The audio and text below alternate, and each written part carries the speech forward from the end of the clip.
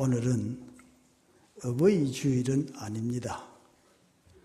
그렇지만은 어버이날에만 부모를 위한 설교를 하는 법은 없죠. 제가 성단에 설 기회가 있을 때 부모나 자녀들이 다 복되게 사시기를 바라는 마음으로 오늘의 본문을 선택했습니다. 하나님의 말씀에 귀를 잘 기울이시고 그 말씀에 의지해서 사시면 하나님께로부터 큰 은혜가 임하실 줄로 믿습니다.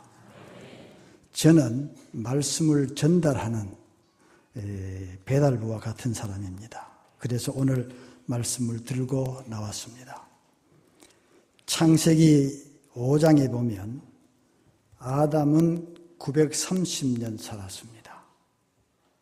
근데 셋은 912년, 에노스는 905년, 게나는 910년, 무드셀라는 969년, 노아는 950년을 살았습니다.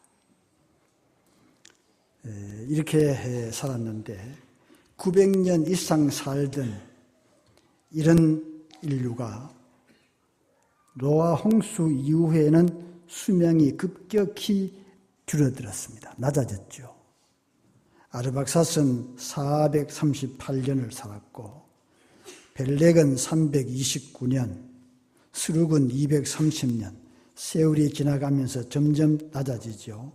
아브라함은 175년, 모세는 120년, 요셉은 110년으로 오늘의 시대와 비슷한 수준으로 내려왔습니다. 그 이유를 성경에서 찾아보면 어떻게 우리 인류가 건강하게 행복을 누리면서 장수할 수 있을 것인가, 그것을 더듬어 볼 수가 있습니다. 먼저 죄악이 인간의 수명을 단축시켰습니다. 에덴 동산이 만들어진 후에 최초로 인류인 아담과 하와는 처음에는 죽음이라는 그 자체도 몰랐습니다. 어떤 면에서는 에덴 동산은 죽음이 없는 세계였습니다. 그런데 아담과 하와가 하나님을 거역하고 타락하면서부터 죽음이 시작되었습니다. 하나님께서 아담과 하와에게 경고하셨죠. 내가 먹지 말라 하는 선악과를 따먹는 날에는 내가 정녕 죽으리라. 자기들이 죽음을 불러왔죠. 그러니까 죄가 죽음을 불러온 것입니다. 죄의 결과로 인간에게 죽음이 왔습니다. 또 노아 시대에 상한 것이요. 창세기 6장에 보면 여호와께서 사람의 죄악이 세상에 가득함과 그의 마음으로 생각하는 모든 계획이 항상 악할 뿐임을 보시고 땅 위에 사람 지으셨음을 한탄하사 마음에 근심하시고 이르시되 나의 창조한 사람을 내가 지면에서 쓸어버리되 사람으로부터 가축과 기는 것과 공중의 새까지 그리하리니 이는 내가 그것을 지었음을 한탄함이니라. 다 점점 아담과 하와가 죄를 짓고 난 다음부터 그게 내려가니까요. 점점 그들은 하나님과 멀어지는 삶을 사니까 결과적으로 노아 후 시대는 이렇게 되었습니다. 그래서 하나님께서는 한탄스럽다고 말씀을 하셨죠. 내가 이 세상에서 인간을 지음이 오히려 원망스럽다. 그런 뜻의 의미를 가진 말씀이에요. 하나님의 뜻을 거스리고 하나님의 근심거리가 된 인간을 이 땅에 오래 둘 필요가 없기에 하나님께서 수명을 짧게 한 것입니다. 그래서 노아 홍수 때는 죄악이 큰 만큼 수명을 단축시키고 죽음에 이르게 하였습니다. 야고보서 1장에 보면 욕심이 잉태한 즉 죄를 낳고 죄가 장성한 즉 사망을 낳느니라는 말씀이 있죠. 사도 바울도 죄의 삭은 사망이라 그렇게 가르치고 있습니다. 우리의 옛 선조들도 마음이 악하면 제 명대로 못 산다는 것을 믿었습니다. 그렇습니다. 마음이 악하고 행실이 악하면 제 명대로 못 삽니다. 반대로 우리가 선한 마음을 가지고 선한 생활하면 건강하게 장수할 수가 있다는 말씀입니다.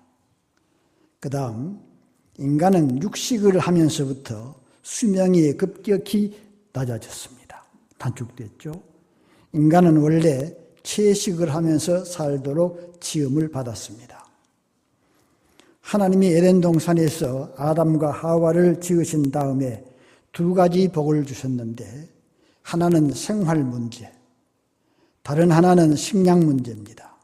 창세기 1장에 보면 하나님이 그들에게 복을 주시며 그들에게 이르시되 생육하고 번성하여 땅에 충만하라. 땅을 정복하라. 바다의 고기와 공중의 새와 땅에 움직이는 모든 생물을 다스리라. 그렇게 말씀하셨습니다. 이 세상에 살면서 생육하고 번성하고 땅에 충만하고 그리고 공중의 새와 바다의 물고기와 땅에 기어다니는 모든 생물을 다스리라. 즉 장악하고 살아라고 하였습니다. 그러니까 맹수는 숫자가 많지 않습니다. 또 생산을 많이 하지 못하죠. 그러나 일반 짐승은 많이 낳습니다. 많이 낳아서 사람들에게 도움을 줍니다. 또 사람들에게 그 짐승들이 큰 짐승이라도 복종하죠. 그러니까 그것이 우연한 것이 아니고 하나님께서 지으셨다는 하나의 증거가 되는 것입니다. 그 다음 절에는 하나님이 이르시되 내가 온 지면에 씨 맺는 모든 채소와 씨 가진 열매 맺는 모든 나무를 너희에게 주노니 너희 식물이 되리라. 이때부터 하나님이 말씀하는 이때부터 인간은 무엇을 먹고 살아야 할 것인가를 가르쳐 주신 것입니다. 모든 채소, 모든 나무의 열매, 그 땅의 씨 이런 것들을 식품으로 하라고 말씀하셨습니다. 인간이 이렇게 채식을 하고 살 때는 수백 년 장수했습니다. 그런데 노아 홍수 이후에 어떤 뜻인지는 모르나 하나님께서 육식을 허용했습니다. 제 생각에는 이 설교를 준비하면서 하나님이 허용하신 건 허용 안 해도 결국 저희들이 먹고 넘어질 낀데 하나님이 허락을 하셨지 않겠느냐. 아무리 하나님이 말씀해도 노아 벌써 자기 그 시조부터 하나님의 뜻을 거스르니까 그게 계속 내려오는 것 아닙니까? 창세기 9장에 보면 모든 산 동물은 너희의 먹을 것이 될지라 채소같이 내가 이것을 다 너희에게 주노라고 말씀합니다. 노아 홍수 이후부터 인간은 육식을 하게 되었습니다. 그러나 육식을 하면 인간의 성품이 잔인해지기 쉬우니까 창세기 9장에 한 가지 경고를 하고 있습니다. 고기를 그 생명되는 핏째 먹지 말라 경고하죠. 연세대 교수로 있던 이길상 교수가 쓴 글입니다. 동물이 충격에 의해서 맞아 죽고 또 칼에 찔려 죽게 되면 그 자기 방어 본능에서 독성을 발한다고 합니다. 그 독성이 혈관에 얽혀 있어서 그 피는 독극물과 같은 것이라 그럽니다. 그런데 한국 사람들은 그 피를 좋아하지 않습니까? 하나님께서는 이런 잔인한 짓을 하지 말고 살아라는 것입니다. 또 사람이 육식을 하면서부터 성미가 잔인해지고 육식하면서부터 완악해지고 전쟁을 좋아하게 되었습니다.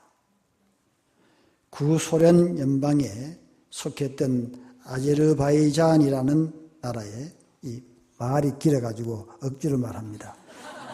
슈릴리 무슬리트 노프라는 사람입니다. 한국말 그렇지 하면 쉬운데 말이 길잖아요. 그런 사람이 161세까지 죽을 때까지 건강하게 살다가 죽은 사람입니다. 그런데 그분이 평소에 밝힌 장수 비결이 있습니다.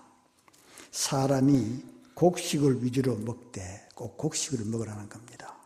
채식을 많이 하고 농사일에 종사하고 과식하지 말고 술, 담배는 절대로 입에 대지도 말고 낙천적인 마음을 가지고 사람을 미워하지 않고 누구나 믿고 살아보라. 그러면 건강하고 장수한다. 그랬는데 그 말이 어디서 나온 말입니까? 꼭 성경 이론대로입니다. 하나님의 말씀대로예요. 우리가 건강을 유지하는 것도 하나님께서 기뻐하시고 하나님을 영광되게 하는 것입니다. 예수께서 기적을 많이 행하셨는데 그 기적들 중에서 가장 많은 기적은 환자를 고쳐주는 혹은 연약한 자들을 강하게 해주는 그런 기적이었습니다. 너무 울립니까? 제가 물러설까요? 그런데 환자를 고쳐줄 때마다 하시는 말씀이 있습니다. 내 믿음이 너를 구원하였느니라. 또 내 믿음이 너를 낫게 하였느니라. 그렇게 말씀하셨습니다. 예수님은 약으로나 물리치료나 어떤 마술로나 심리요법으로 고쳐준 것이 아닙니다. 믿음으로 고쳐주신 겁니다. 믿음이라는 게 뭡니까? 하나님께로 향한 진실한 마음, 그게 믿음입니다. 인간은 하나님께로 향한 마음을 가지고 있으면 육신도 건강해집니다. 인간이 하나님께로 향하는 마음을 가지고 있으면 마음에 평안이 있습니다. 인간이 하나님께로 향한 마음을 가지면 스트레스가 없습니다. 하나님께로 향한 마음을 가지니까. 또 그 어떤 사람도 원수를 맺지 않습니다. 하나님의 마음을 품으면. 그리고 그를 어떤 모양으로든지 이해하고 그를 사랑합니다. 하나님께로 향한 마음을 가지면 천국의 소망을 가지고 기쁨으로 삽니다. 또 내일을 향한 희망과 기쁨이 있습니다. 그들에게는 마음에 오는 병이 생길 수가 없죠. 그런 평안한 마음을 가지고 감사한 마음으로 사니까. 또 하나님께로 향한 마음을 가지고 있으면 하나님이 원치 아니하는 음식도 먹지 않을 겁니다. 하나님이 안 원하시는데.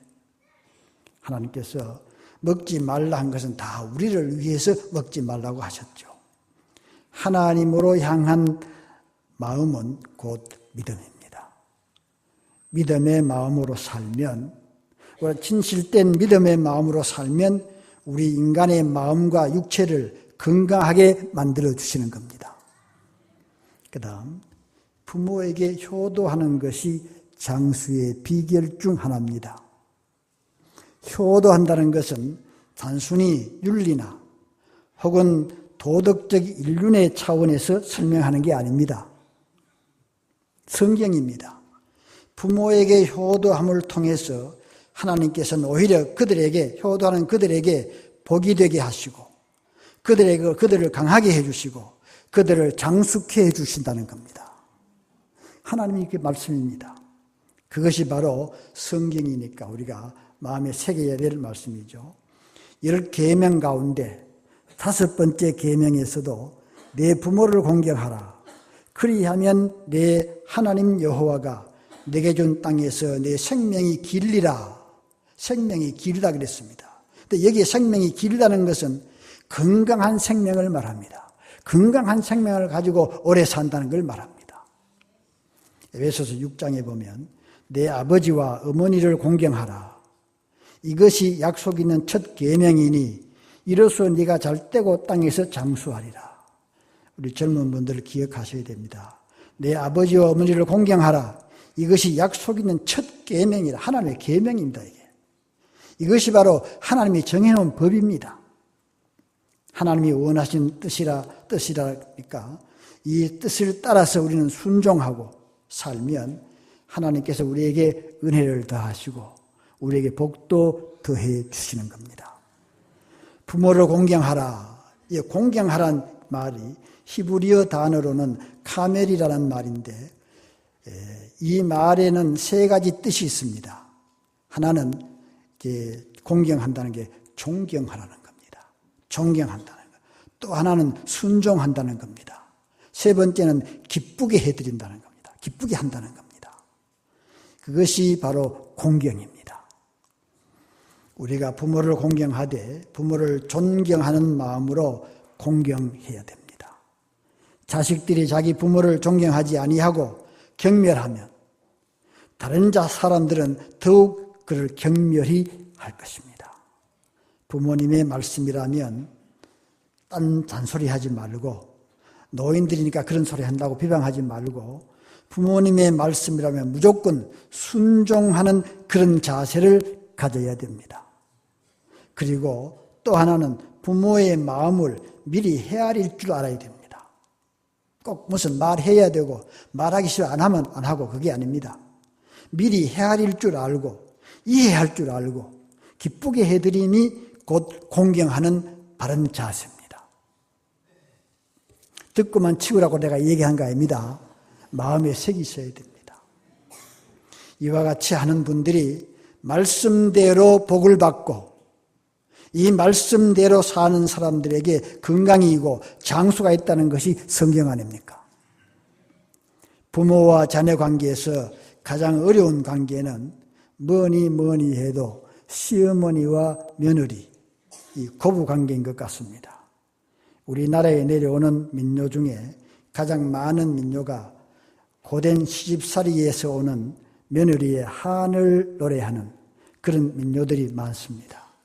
그 중에 하나가 시집살이, 계집살이, 고추, 당추 맵다 해도 시집살이가 더 맵다. 그렇게 말했죠. 아마 고된 시집살이를 겪어오신 분들이 있다면 공감이 될 줄로 압니다. 그런데 옛날에는 시집살이가 무섭다 그랬는데 요즘 시대는 반대로 며느리가 무섭대요. 그거 참 큰일 났죠. 제가 웃기는 말을 한번 하겠습니다. 남에게 들은 얘기인데 한번 들어보세요. 의미가 있는지. 여자가 늙어서 필요한 것이 뭐냐? 돈, 딸, 건강, 친구, 찜질방. 여자분들이 늙어서 그게 제일 좋대요. 남자는 늙어서 필요한 것은 부인, 아내, 집사람, 와이프, 애들 엄마. 나이가 든 할아버지들은 아무 데도 누가 의지하고 말할 데도 없잖아요. 그러니까 마누라밖에 아내밖에 없는 겁니다. 그러니까 점점 내가 이걸 보면서 생각하는 게 여자분들은 점점 고개를 높이 들겠구나. 그런 생각이 듭니다. 우리 집 사람이야만 안 그렇겠지만 또 나이가 많은 남편은 아내에게 골칫덩어리랍니다. 큰일이죠. 남편을 집에 두고 가면은 근심덩어리고 걱정되니까 또 데리고 나가면 짐덩어리고 마주 앉아있으면 원수덩어리고 혼자 두면 사고덩어리고 며느리에게 맡기면 구박덩어리고 이런 세상 안 되겠습니까? 참 기가 차지요. 그 다음 아들이란 뭐냐? 아들을 낳을 때는 일촌인데 가깝죠. 근데 대학 가면 사촌 되고 군대 가면 손님 되고 왔다 갔다 하니까 그 다음에 군대 갔다 제대하면 사촌 됐다가 그 다음에 장가 가면 사돈의 팔촌 되고 애기 낳으면 동포되고 관심 없으니까 이민 가면은 해외 동포되고 잘난 아들은 나라의 아들, 돈 잘 버는 아들은 사돈의 아들, 빚진 아들은 내 아들. 그렇답니다. 또 자녀들을 출가시키면은 장가간 아들은 큰 도둑, 시집간 딸은 예쁜 도둑, 며느리는 좀도둑, 손자는 떼강도. 또 장가간 아들은 희미한 옛 그림자, 점점 멀어지니까요. 며느리는 가까이 하기에는 너무 먼 당신, 딸은 아직도 그대는 내 사랑. 그렇답니다. 미친 여자 3인방이 있는데요. 며느리를 자기 딸처럼 생각하는 사람, 딸로 생각하는 사람 그렇답니다. 다 그런 건 아니겠죠. 며느리도 딸 못 잡는 사람도 아니겠습니까? 사위를 아들로 착각하는 사람, 며느리의 남편, 자기 아들 아닙니까? 며느리의 남편을 아들로 착각하는 사람. 그런 사람들이 미친 여자 3인방입니다. 또 딸 둘에 아들 하나면 금메달이랍니다. 근데 우리 집은 금메달입니다. 아들 하나에 딸 둘이니까. 그런데 딸 둘만 있으면 은메달, 딸 하나에 아들 둘이면 동메달. 이 아들이 적당입니다.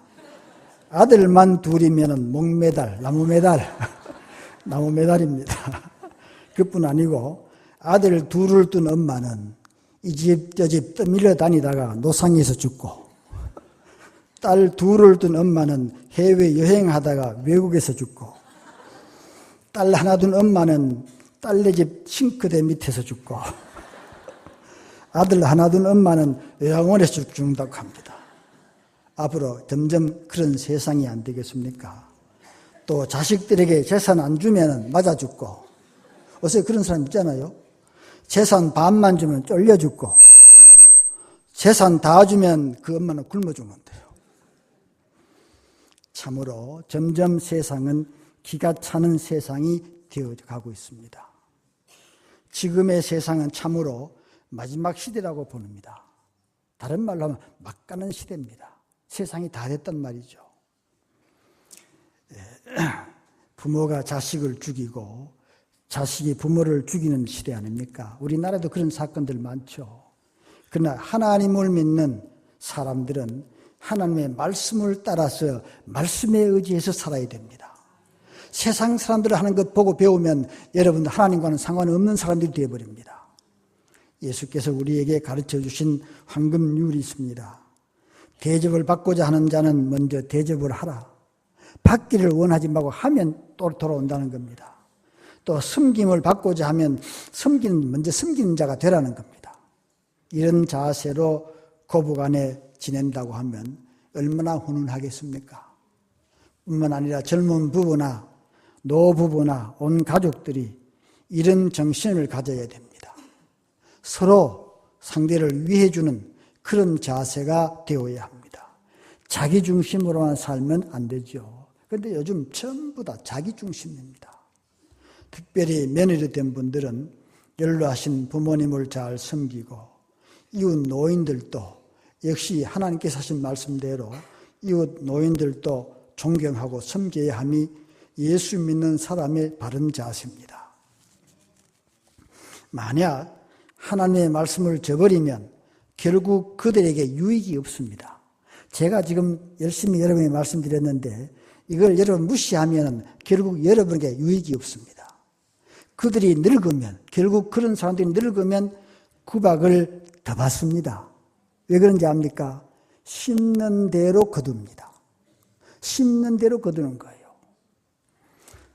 부모 공경하고 효도하는 것은 단순히 부모를 기쁘게 해드리는 그런 것이 아니고, 이것이 곧 나의 행복됩니다. 부모를 잘 섬기면 곧 나에게 행복이 되고 나에게 건강이 되고 나에게 건강한 장수입니다. 그러므로 이 사실을 우리는 기억해야 됩니다. 믿습니까? 예, 안 믿으면 예수 안 믿는 사람입니다. 히브리서 11장에 보면요, 믿음으로 에녹은 죽음을 보지 않고 옮기웠으니 하나님이 저를 옮기우심으로 다시 보이지 아니하니라. 저는 옮기우기 전에 하나님을 기쁘시게 하는 자라 하는 증거를 받았느니라고 했습니다. 이게 에녹 유명한 분이죠. 성경적으로 당대의 사람들에 비해서 비록 짧게 살아도 하나님과 동행했습니다. 하나님과 함께 살았습니다. 하나님을 기쁘시게 하는 의로운 삶을 살았습니다. 그래서 하나님 나라의 큰 영광을 그는 차지했습니다. 사람이 살아도 구질구질하게 오래 사는 것보다 비록 짧게 살아도 하나님과 동행하는 사람이 더 영광스럽다는 사실을 가르쳐주고 있는 말씀입니다. 이왕이면 건강하게 장수하되 하나님과 동행할 수 있다면 얼마나 영광스러운 생활이 되겠습니까? 건강한 몸을 유지하는 것도 하나님이 원하시는 것이고 하나님이 기뻐하시는 것입니다. 이 세상에서 하나님께서 원하시는 일을 하면서 장수하는 것도 하나님이 원하시는 것이고 하나님이 주시는 복입니다. 우리는 성경이 가르쳐 주시는 건강과 장수와 행복의 비결을 내 마음속에 잘 새겨서 더 큰 은혜 가운데 살아갈 수 있는 여러분 되시기를 기원합니다. 기도하겠습니다. 사랑 많으신 아버지 하나님, 부족한 종이 말씀을 대언했습니다. 진실로 이 말씀을 모든 성도들이 마음 깊이 잘 새겨서 이 말씀에 의지해서 말씀에 순종하는 삶을 꼭 살아서 그들의 삶이 하나님께로부터 큰 은혜가 임하는 아름답고 복된 삶을 살 수 있도록 성령께서 도와주시고 함께하여 주시옵소서. 부족한 종 예수님 이름으로 간절히 기도드립니다. 아멘.